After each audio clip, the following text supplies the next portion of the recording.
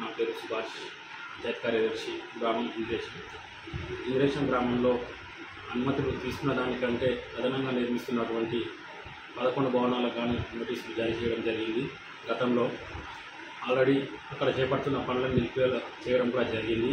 అయినప్పటికీ కొద్దిమంది వినకుండా అదే యథావిధిగా పనులు కొనసాగిస్తున్నారు. కాబట్టి అటు నిర్మాణాలను నిన్నటి నుంచి కూల్చివేయడం జరుగుతుంది.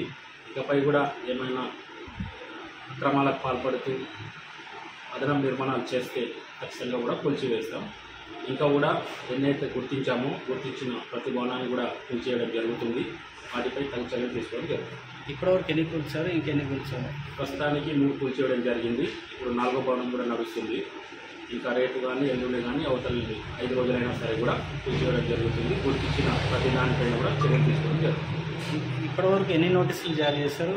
ఇప్పుడు 11 నోటీసులు జారీ చేయడం జరిగింది. అంటే అక్కడ అక్రమ కట్టడాలు 11 ఉన్నాయని ఇంకేమైనా భవనాలు ఉన్నాయి?